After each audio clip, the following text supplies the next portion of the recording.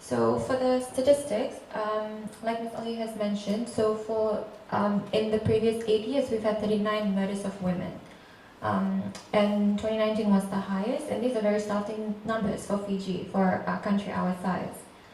And then moving on for our counseling statistics for this year. So from Jan to October this year, we had a total of 7,861 cases. This is inclusive of the COVID period. And out of that, 71% was in relation to domestic violence. So that number is 5,610, which are very high for that number. That's 10 months. During the lockdown period, FWCC closed its offices from the 19th of April. And since then, our counselors have been available over phone 24/7. And they've been consistently counseling, and we've been receiving numbers for all different kinds of issues.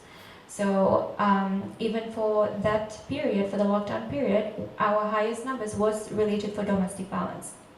And for domestic violence, we received cases regarding all kinds of abuse. So we handle cases from sexual, physical, emotional, and verbal abuse. So we've noticed that physical and emotional verbal abuse were the highest. And since there's a stigma around sexual abuse, there's still hesitation in reporting sexual abuse. Our sexual abuse numbers are still underreported, as shows in the global research, that these numbers are usually underreported.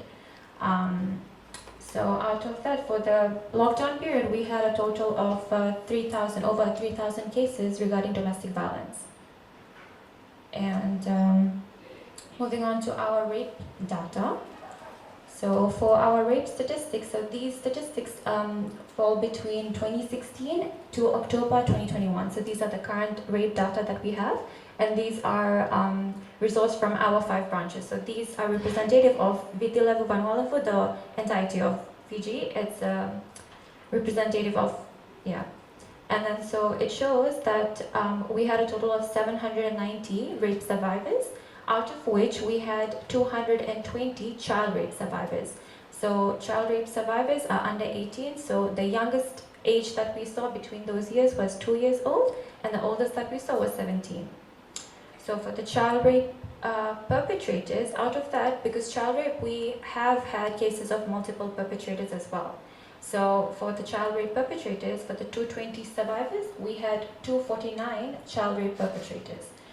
Out of that number, 96% were known to the survivors. So, and out of that 96, 57% were related to the survivors. So they were people, family members, close relatives, people closely in touch with the child, someone that the child trusted.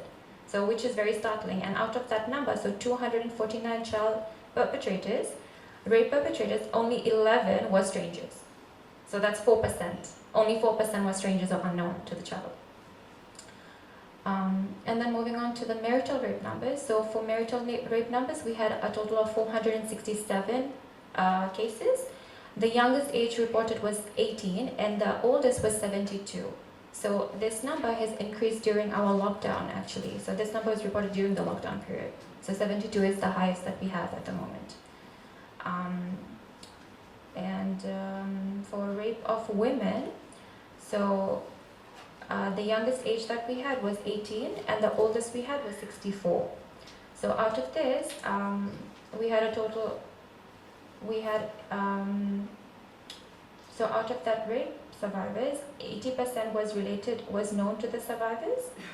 Sorry, the perpetrators. 80% was known to the survivors, and out of that, 35% were relatives. Only 20% were strangers. And so during the lockdown period, on average, this year compared to last year, all of our branches have received an average of 500 cases, and it has been consistently high numbers. So throughout the lockdown period, consistently, we've had an average of 500 cases, and this has been comparatively consistent with last year's lockdown data as well. And during this period, the Central Division, we received the highest cases within the Central Division, and a close second was cases coming to our Bayanyeli centers, so from those areas.